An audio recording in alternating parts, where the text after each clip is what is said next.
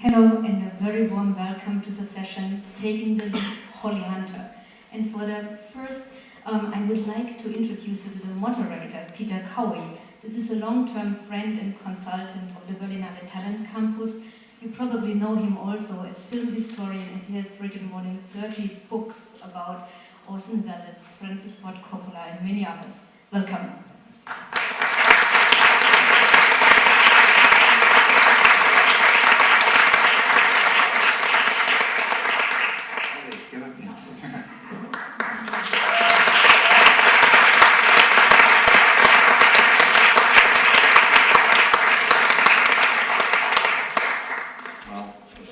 Welcome to this masterclass on the craft and the art of screen acting. And we're incredibly fortunate to have with us one of the finest practitioners of screen acting today, because Holly Hunter has made her breakthrough in Raising Arizona with the Coen brothers, and then of course she was nominated for an Oscar for her part in Broadcast News. We'll see a clip from that in a little while.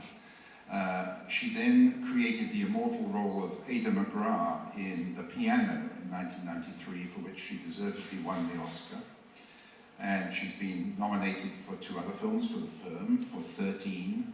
She's won a Golden Globe, she's won a couple of Emmys, she's been on Broadway. In short, she's the ideal person to have for a session like this. But before I start talking with her, I just want to say Nina Hoss cannot be with us today.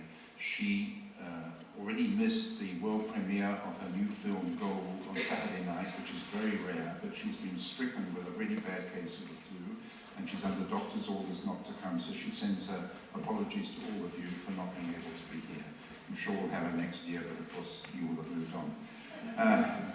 So Holly, what we're going to do is to have a little chat here, and then we'll show some clips, and then we'll have questions from the audience to you, because most of the audience are either screen actors already, or they want to be actors in television or film.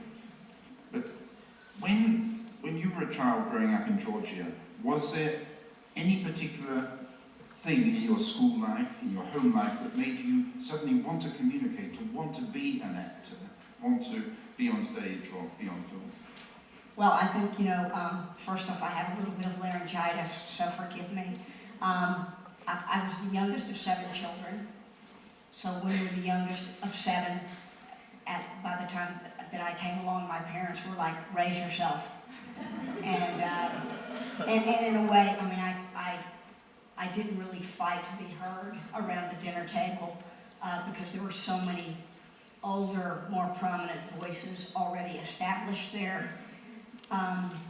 But I started acting in high school, and it was as soon as I got an actual part. I played the chorus in a lot of musicals, and then when I was 16, I got a part, and I immediately felt hurt, and felt kind of a certain connection with myself, on stage, and it was almost addicting, and immediately I felt that I wanted to train professionally to be an actor.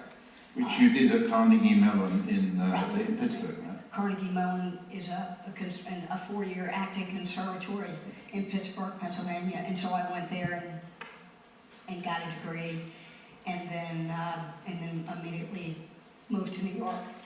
How did you get the break into theatre?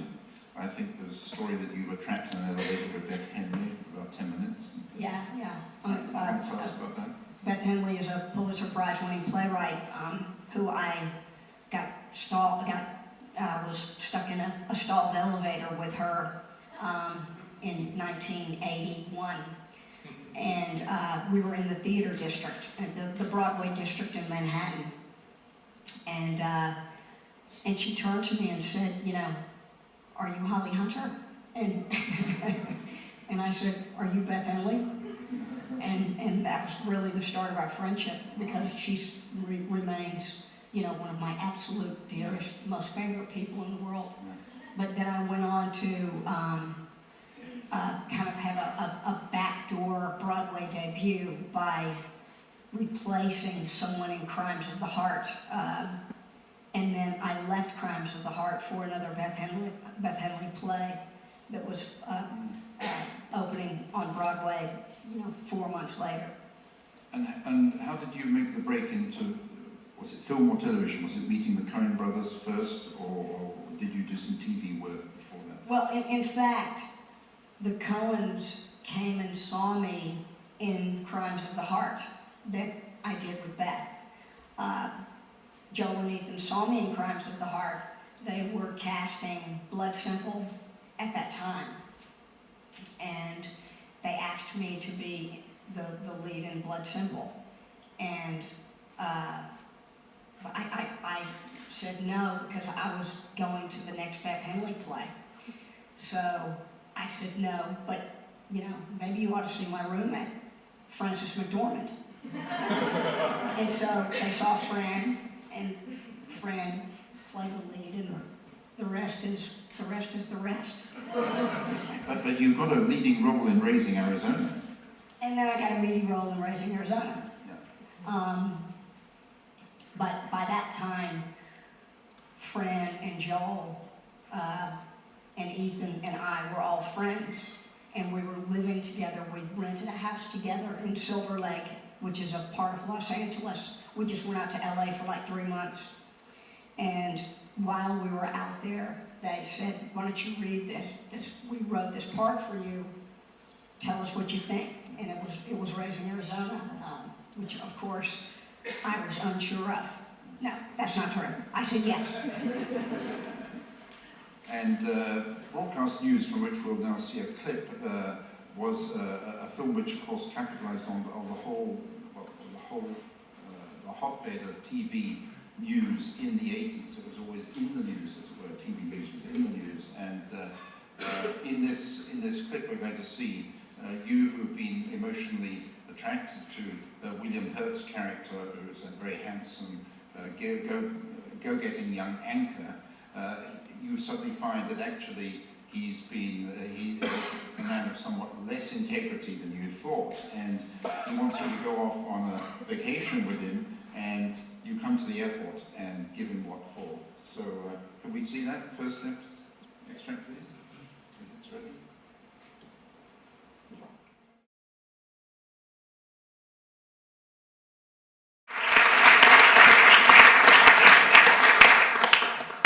Do you get involved with a part like that at script stage, or do you just get something presented to you by your agent that's already fully fleshed out? I mean, can you ever contribute to the development of a character ahead of shooting?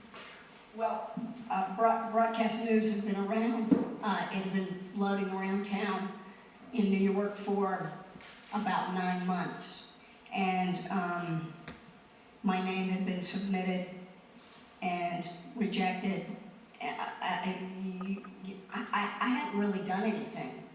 I had already done Raising Arizona, but I had only just finished it. And it was really my first real movie.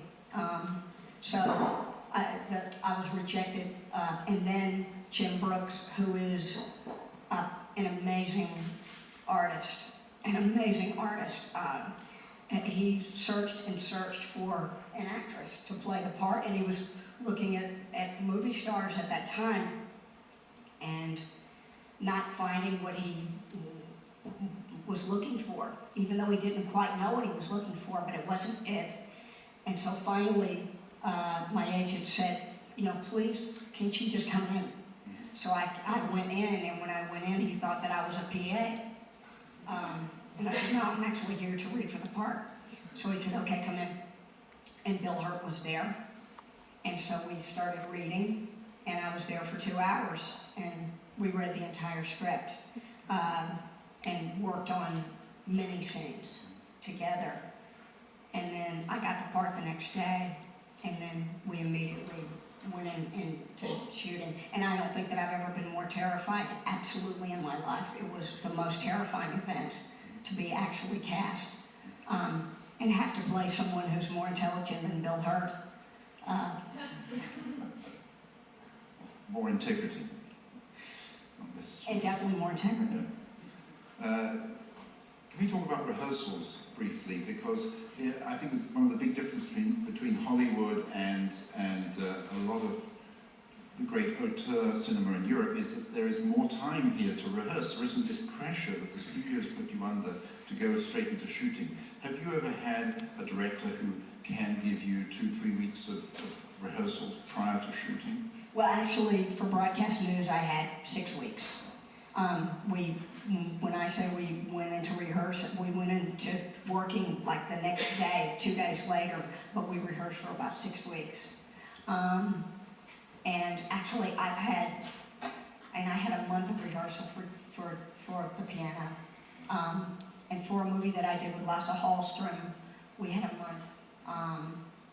For this small movie that I did called 13, we rehearsed for about 10 days. I mean, there are directors who really do enjoy rehearsing, and I've worked with a few of them. Joel and Ethan tend to like to rehearse for, a week or 10 days before.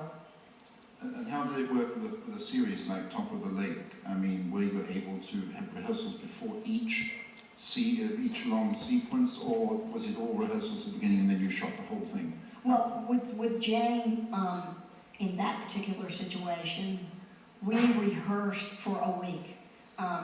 There's a clutch of scenes. There's a one giant location with all, it's called the Women's Camp. And so that Women's Camp, we all convened for a week and just hung out on that set and rehearsed all of our scenes together.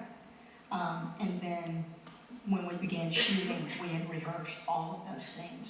So we wouldn't really rehearse on the day of shooting, we'd just go into shooting.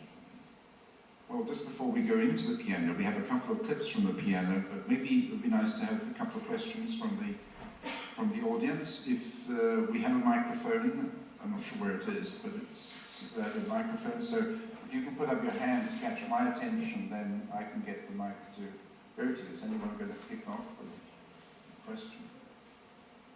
Yes, up there in the back row. Yeah, I was wondering... Sorry, can you wait for the mic, because otherwise it's not recorded. Yeah, I was wondering what it's like working with the Coens on Raising Arizona. Their camera movements are really precise, and especially that film, very distinctive. And as an actor, did it feel forced, or how did you make it not feel forced and make it feel natural when the camera was doing crazy things on the ground and stuff like that?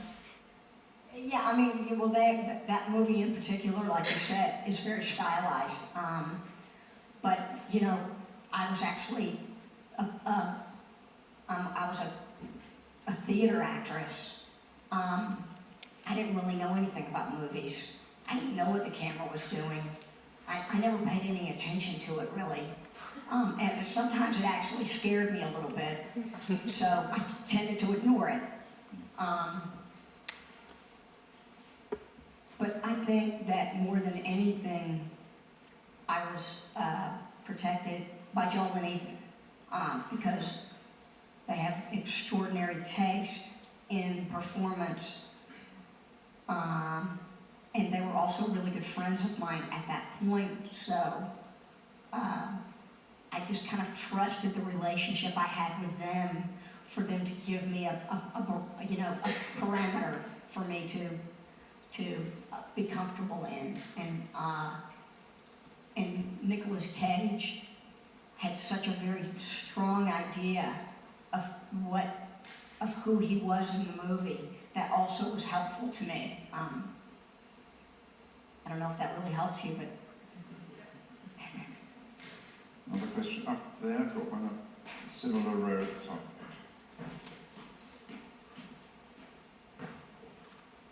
You being an actress, screen actress, as well as a theater actress, what do you find to be the biggest difference between theater and screen, and which one of these do you find more emotionally rewarding for yourself? That's an interesting question. I mean, I had no training at all in acting for the camera, and I'm not so sure that I believe in it. However, I had performances that I felt were too big. When I first started, I mean, Jim Brooks shepherded me, you know, he helped me calibrate my performance, but even in broadcast news, sometimes it's like, wow, I'm pretty big.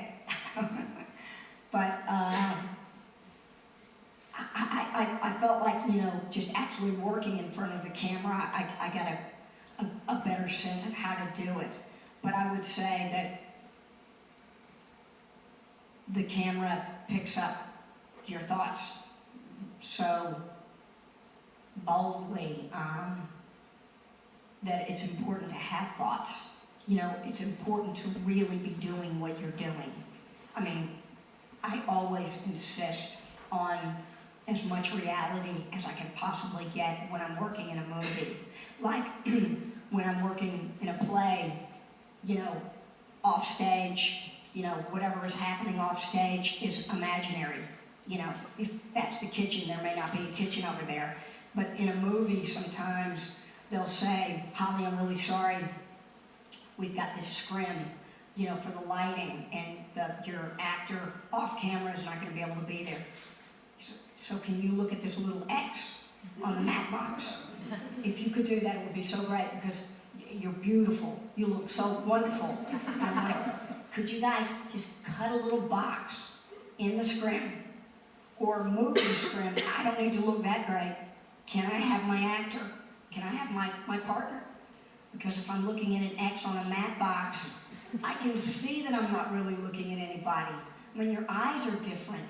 You know, you're just, it's different. And the camera totally picks that up, you know? It's like if somebody's actually not talking to somebody on the phone and the camera's there, I know they're not talking on the, they're pretending. I think reality is kind of imperative in a movie.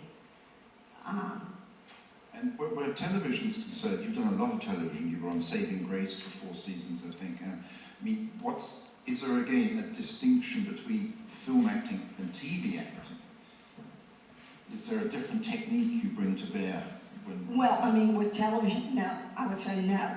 But when you're doing a series like that, like Saving Grace, you might be memorizing the scene in the makeup chair, as opposed to a feature film where you get the part 2 months before you're shooting. In this, you're getting the script 7 hours before you're shooting. And that's very, very different, you know. So for me, you know, having a really well-oiled memory is kind of essential. You know, I was powering down ginkgo and, you know, with my fingers crossed. Marlon Brando, for example, could never remember his lines, and they always had to put boards up with his actor's forehead, you know. That's right. Could we perhaps see a clip from the piano now? I've forgotten which one it is, but I think it's, well, we'll see anyway. But we have 2 clips from the piano, and this was a role that when we finished the clip, maybe you could tell us how Jane Campion contacted you and how it developed and how you got that wonderful part. Can we have the first clip, please?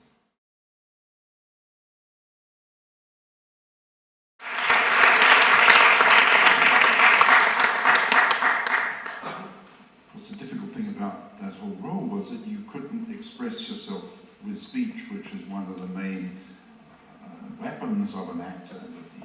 The main thing in your armory is speech, but you could not do that. You had to do everything by suggestion.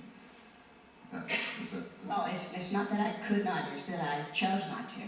The character chose not to, but I mean, you couldn't. So you had to make us, the audience, feel which you did. And how did you meet Jane Campion? Well, I read the script, and I thought it was the most beautiful script that I'd ever read, and it still is one of the absolutely most treasured pieces of film writing that I've ever encountered. And I just knew that I had to play the part. Jane did not have me or anyone like me in mind. But to Jane's credit, and this also happened with Top of the Lake, which is here at the festival with Elizabeth Moss, I felt that there was no one to play the part but me. And so I said, I insisted that she meet me, and some directors are not into that. They do not like it. You cannot force yourself on some people, but Jane said, I don't think she's right, but I'm open to her convincing me.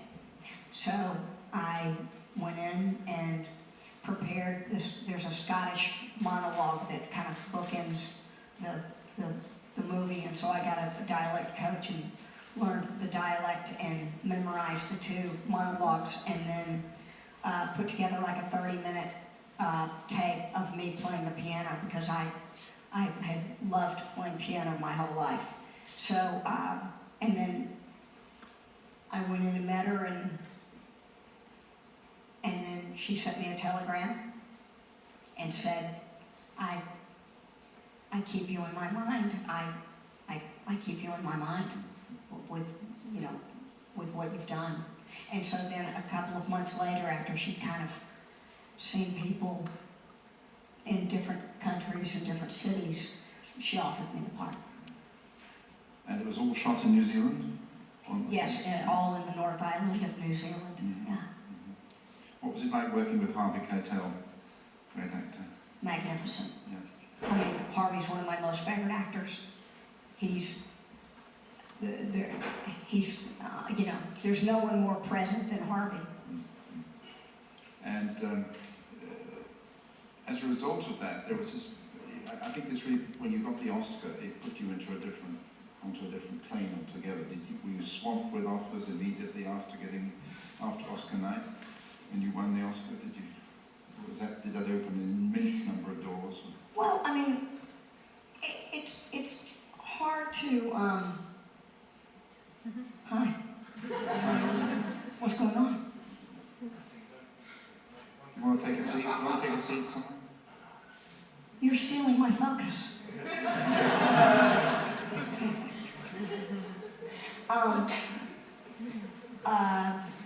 It's hard to, I mean, there's no downsides to winning an Oscar, that's for sure. Having said that, it's difficult to follow up the piano with something else.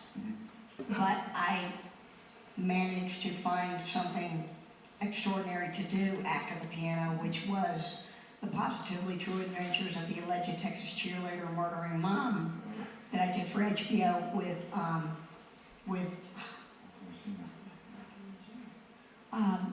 he did Smile, Downhill Race Michael Ritchie. with Michael Ritchie, who was incredible. Yeah. So, and in Positively True Adventures, I never stopped talking, so it was a great antidote to doing the piano, where on some days it was difficult to not speak. He was a great director, and he died too young. It's a great, So too young. Yeah, he did so many fantastic movies. Bad News Bears is one of my favorites. Yes, that's right. Okay, can we have the next extract from the piano, and then we'll have some questions right after the. Okay.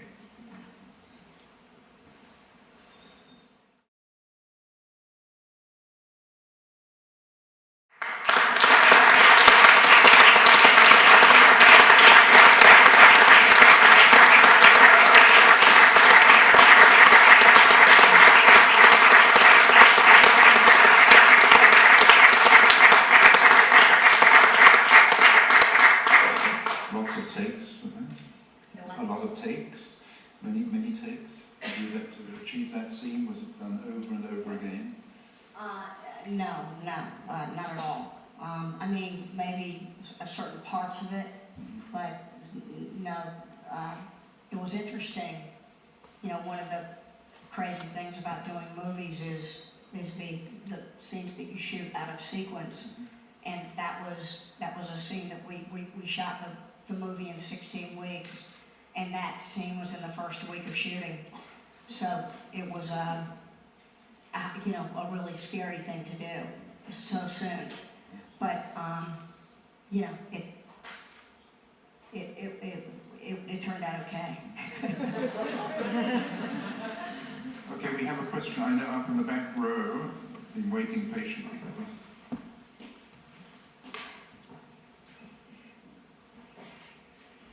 First of all, it's great to have you here in Germany. Welcome. And can I ask 2 questions? Is that allowed? Please. Okay, first of all, I think it's even more impressive than the relationship you have with Harvey Keitel on screen. It's with Anna Paquin, and she was so young. And how was it working with her? And did you help her to prepare for the role, or how was it? Well, it was a dream. It was a dream come true. You know, working with her, it was so natural. I did not have children at that time, but Anna felt like not really my child, but like a really young friend. I, taught her the sign language, and I dubbed all of her piano playing, in post. But we did some piano lessons together, and we just were together all the time through the shoot. We just really loved hanging out together, and then after that, we were pen pals for a few years. And then she grew up, and she grew up so fast. Now she's in love with vampires. And then suddenly she was on, True Blood, and it was like, but yeah, that was kind of an effortless relationship that I was blessed to have, because a child actor is a very fragile thing, and either you can do it or you can't. But you have it or you don't as a kid. And she really had this magnificent gift that she gave to the movie. Thank you. And Your second, and you played in different genres. What did you like most? Comedy, action? I love June Copycat. That was really great. Or drama. Well, it's nice to mix it up, to go from one to the other, because they exercise kind of different parts of yourself. And actually, right now, I would so love to do something fun and funny, because of that different muscle that you use. Top of the Lake, which I'm here with, and working with Jane a second time, my character provides a certain kind of perspective in the movie that has a lot of levity, and that was fun for me. Although it wasn't really. You'll see when you see Top of the Lake. It's such an interesting, because Jane wrote it and Jane directed it. She's just a genius, as you can see from looking at even those 2 clips of the piano. She's so formidable. But anyway, yeah, I love both comedy and drama. Another question? One in the front row. I think, can we have the front row first? And go backwards. How many of you here are actors? And so you're all with this program? I wanted to know, what is that makes you, when you are offered a part, I imagine that now you must be offered a lot of things and you have to choose. So what is that thing that makes you choose a part, or when you see something that and you say, okay, this I will make it, and then it's 2 questions as well. How do you prepare yourself when you have to play like this kind of roles that they have a lot of things going on inside? I guess you have to, think a lot about it and prepare yourself. Well, in answer to your first question, sometimes it's difficult to figure out what to do next, because there are so many elements involved in choosing something. And I will say that if in my life I've chosen things that I didn't really want to do, and that's when I found out that like 6 weeks is a long time. Yeah. It's so much longer than you'd imagine. But of course, sometimes I have to do things for money, because I need money. And sometimes I do things because that's a director of great import, and I just really want to work with that director, even though the part is not a fabulous one. And sometimes I don't know about the director. The part is something that I have to do. Rarely, and I mean rarely, do you get opportunities like the piano where all of it is happening. You know, it's just who I'm working with as actors, the director, the script, the character.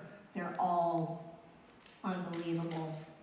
And you know, I haven't seen very many of those animals in my life. I rarely read great scripts, whether or not there's a great character for me. I rarely read something that I think is you know, really impactful. So you know, there's a lot of areas that are checked off or not.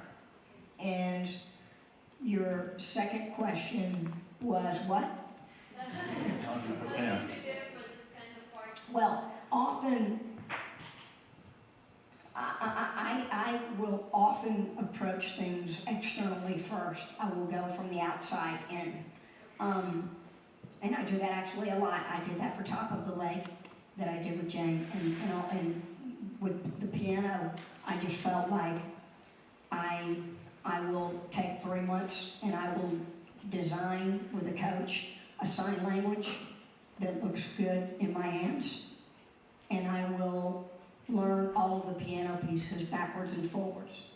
Those are my 2 tasks. I'm going to do those 2 things as well as I ever could in 3 months, and I'll go from there. You know, and then I'll add a corset and everything that a corset encourages you to do in terms of movement, and so I kind of approached it. And I also did a lot of research on why people choose not to speak, which was also very informative. But that kind of research, I always find it gives me a sense of entitlement. You know, I have the right to play this part, which for me is imperative, because maybe it's a lack of confidence, but I need to feel that I'm entitled to play the role. So these tools allow me to feel that way. I think the fact that you played the piano in the piano was so much more convincing than so many Hollywood films where you have these cuts to fingers and then you look Yes. up and the man's dreaming, you know, but you know it's not that person playing. Yeah. Well, and the piano had always been my first kind of relationship, an intimate relationship with creativity. I mean, I was driven to play the piano when I was 9 years old, and that's what I wanted to do. I just didn't really have the chops. I didn't have the great talent to be a pianist. But if I had, I would have. You know, that would have been my first choice. You still do it for pleasure at home? Sometimes, yeah. Another question? And now up in the back row again.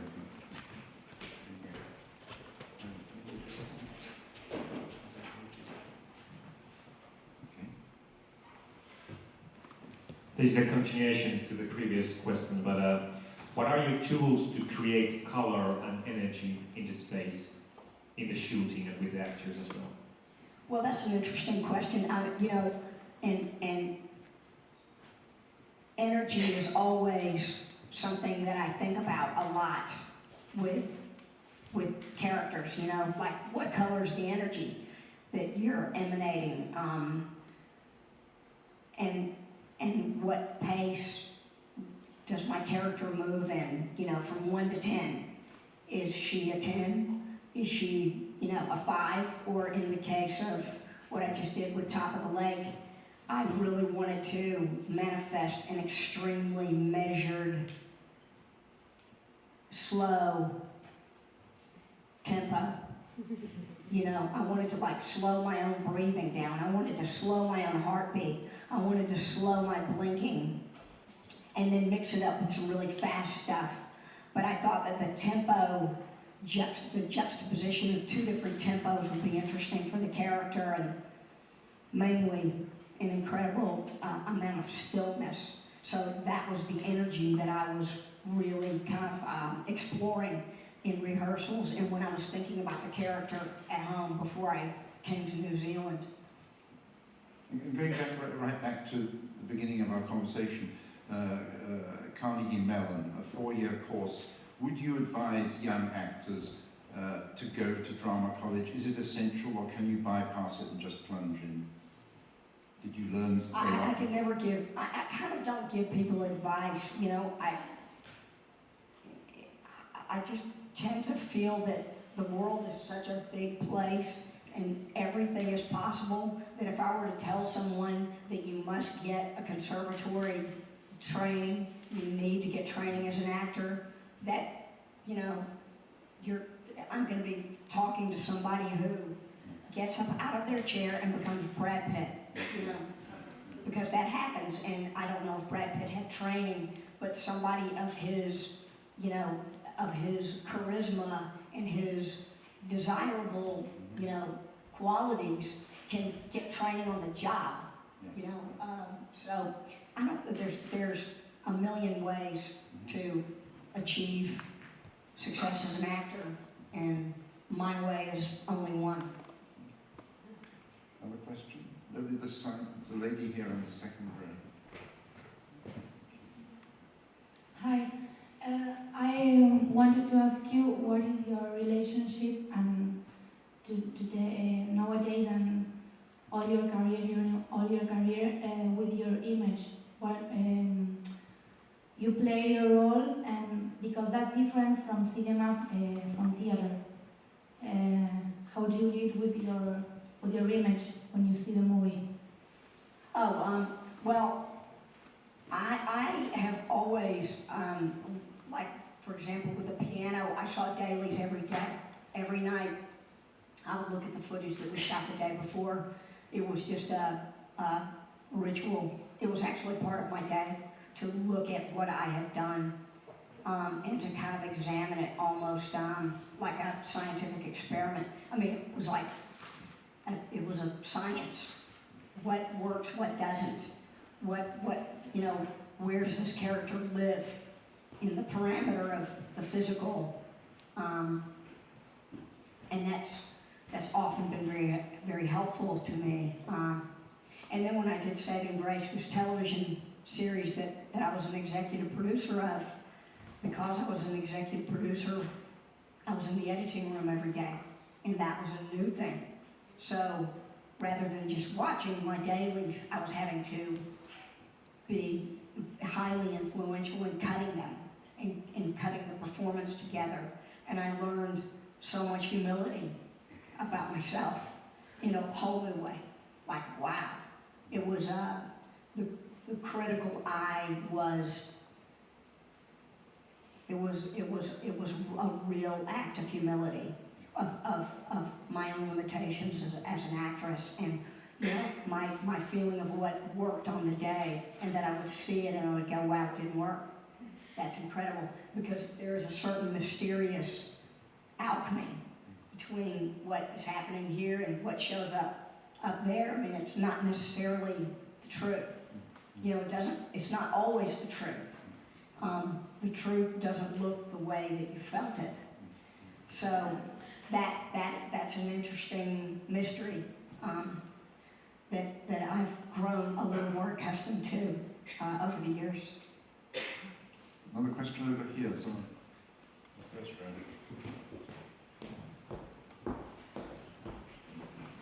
Oh, sorry.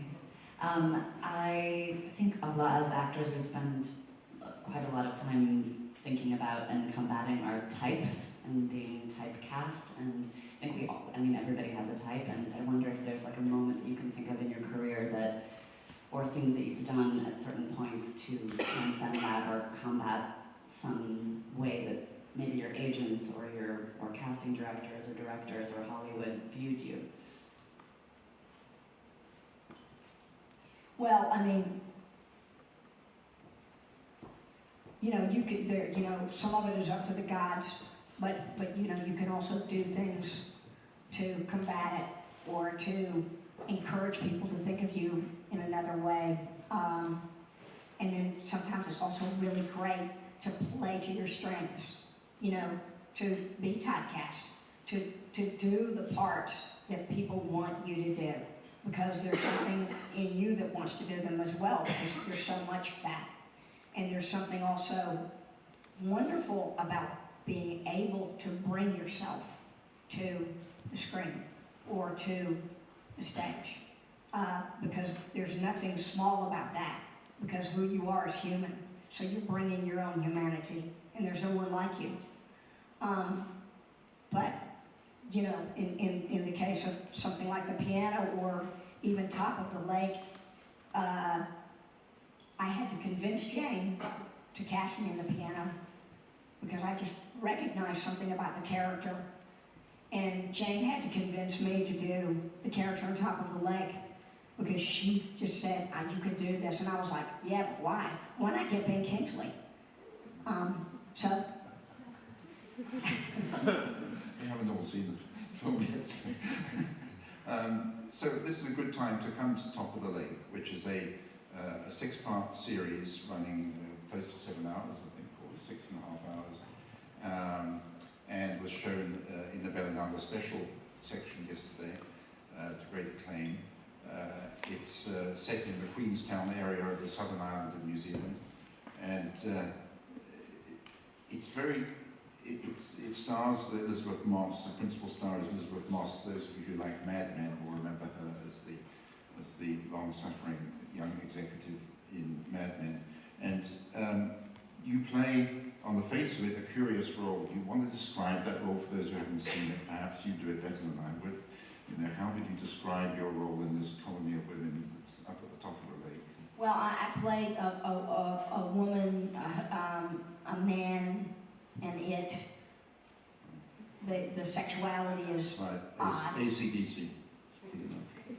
I mean, there's a real great androgyny that is at play in the character, and her age is even kind of Indefinite. an amorphous weirdness, and people perceive her as a guru. She rejects the status of guru, the identification of guru, but she also accepts the followers. But she issues no real advice, or she has a great brutality that she executes against humanity, but she also has tremendous compassion. But it's all tempered by a certain kind of impatience. Now, I've only seen the first 2 hours. Does she remain seated all the time, or is there a time later where she moves around? That's for you to find out. I will buy the Blu-ray. Okay. Could we have the first extract from Top of the Lake, please? We have 2, and I'm hoping we have time to show both.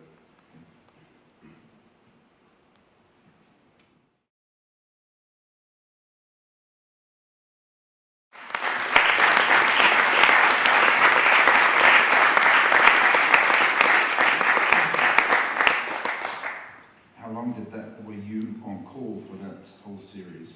Was it all done in one long go? Did you have to go back and forth from the States? No, I was in New Zealand for about 6 weeks. But the whole production must have taken some months to do it. Yes, I think they were there for 5 or 6 months. Wow. So another question? Yes, somebody waving there, halfway up.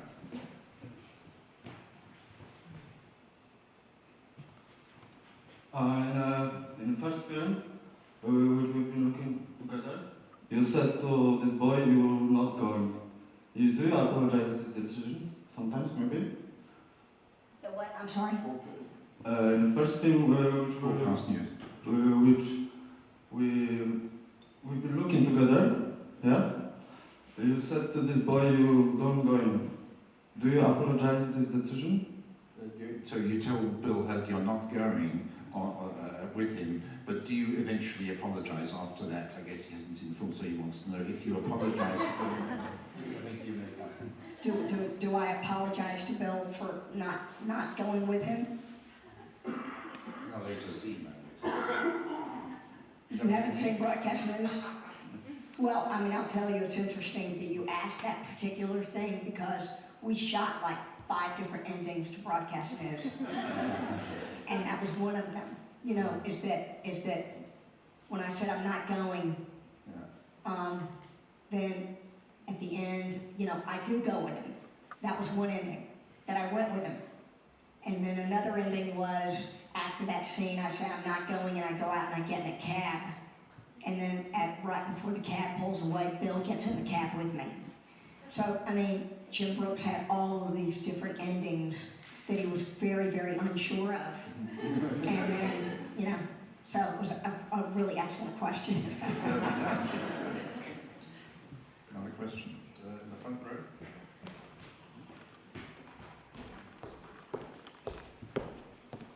So when you prepare for a role, you want to deliver a certain emotion, or you want to do something like in this scene. Maybe there was something said in the scene, and people laugh.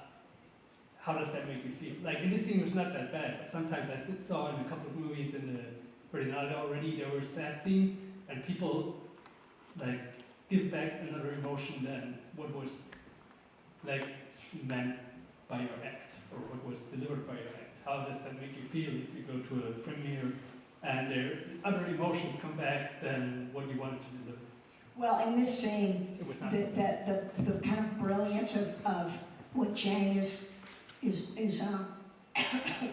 me, is what Jane is doing in this scene is kind of a real juxtaposition of emotions, where you have comedy and a real tragedy happening simultaneously in the scene. So in fact, you do want the laughter in that scene. That's not undesirable laughter. It's actually right on. And it's interesting that it's funny even having not seen the previous 6 hours, because that's at the end of that's towards the end of the movie. But that's the kind of genius of how Jane constructs things, is she slams something pragmatic and brutal and funny right up against, you know, the lead of the movie falling apart.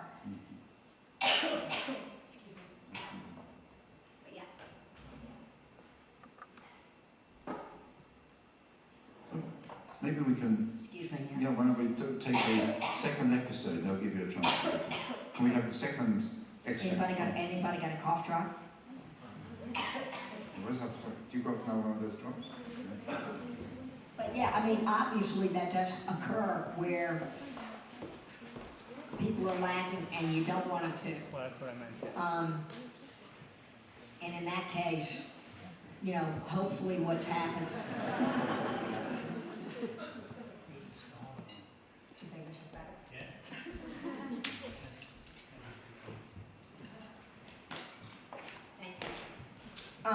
And in that case, what you hope happens is they do a test screening, and then they see the audience laughing in places that's like really terrifying.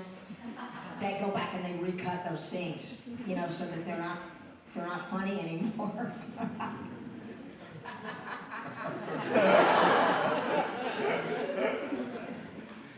So can we have the next and final extract, please? Top of the list.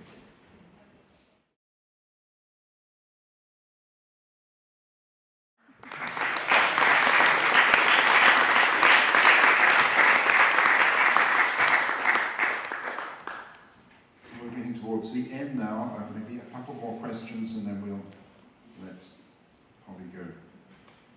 Thank you. I just wanted to know, like, as an actor, when you prepare, you know, in your space at home, or when you're alone as an actor, you prepare on the script, you work on the script, and then when you go onto the set, and when there are live people, you know, live co-actors and directors there, and you have a space, you have a live environment. So, you know, how much of your homework do you actually use on the set, or how much of the space do you keep that, you know, to be alive on the set? You know what I'm saying? You Yeah, know? it's such a great question, man. That's so pertinent to what happens. Yeah, I mean, how do you bridge the gap between your preparation and what you get on set? Because I feel that, you know, most of the times maybe it doesn't sync, and, you know, somehow you're blocked inside your head because you prepared something else, and on set you feel something else. Then, you know, that bridging of, you know, your preparation and what things are alive on the set, you know what I'm saying? Yeah, I do. I mean, that's a real challenge, you know, And like I said, I never give advice, but I can only tell you what my experience is, which is that sometimes I really mix it up. Sometimes I use music because the nature of the scene is such that it's such a private scene that I have to like stay really private and inside myself right before we shoot. Or all the time that I, have right before we shoot. But, the thing with time on a set as an actor is the time is often not yours. It's like, we're waiting for the cloud. Okay, yeah, let the cars through. And the camera's broken or something. So the time is not your own. And then you have to be ready to go when everything's ready. And sometimes music helps me protect myself, protect the scene.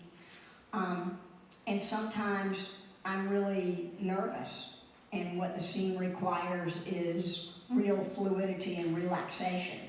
And so I will be very social before the scene, so that it feels like water. It feels like nothing's happening. I mean, I'm just like going into the scene and it's the same as what I was doing. You know what I mean? There's no difference between not shooting and shooting.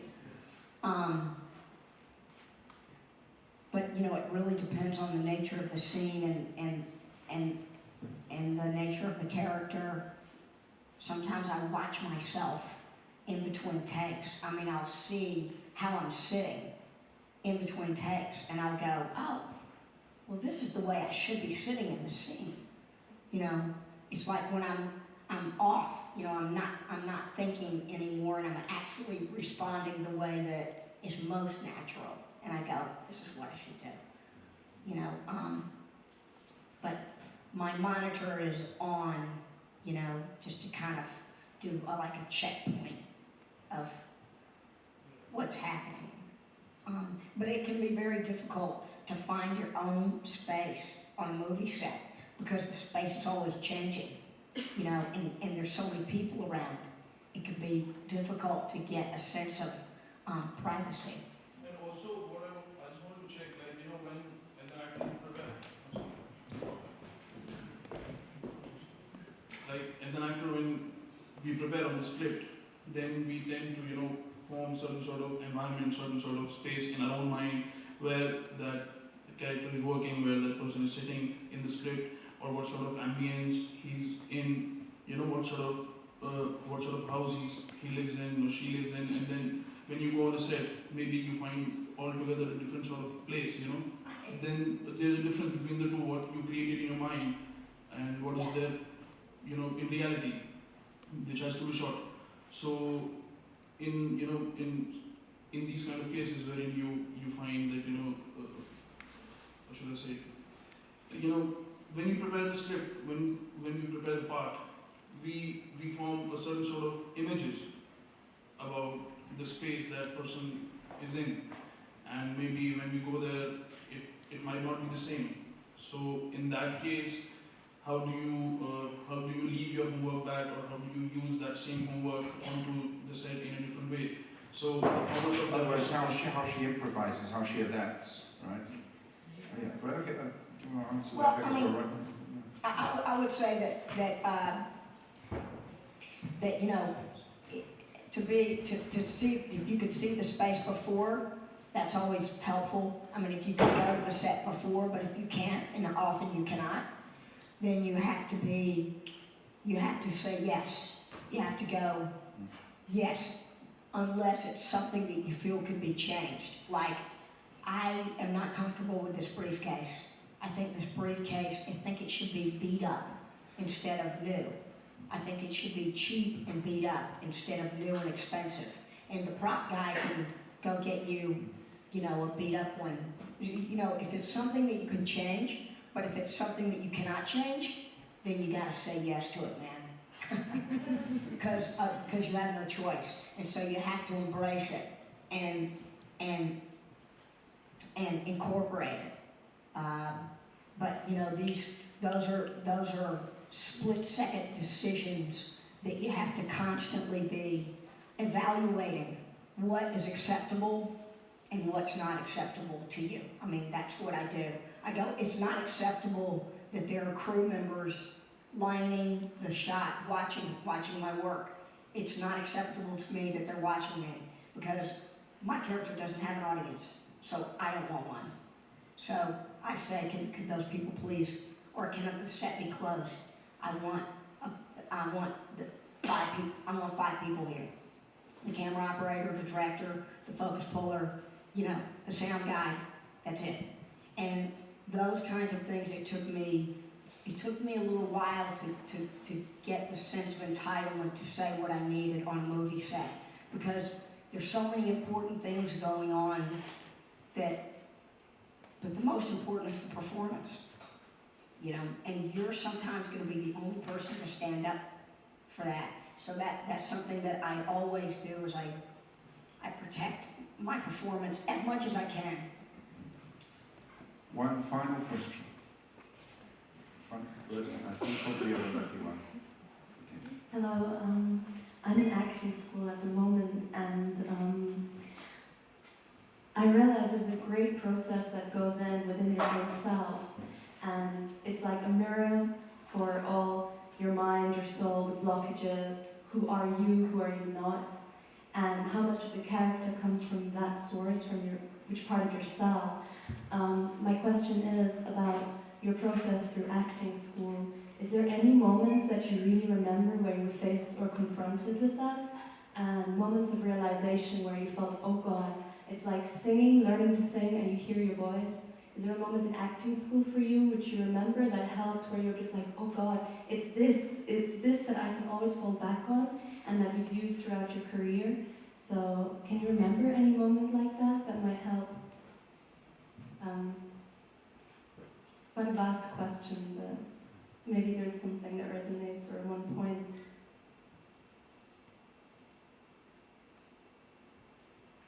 Well, I mean, I found in acting school that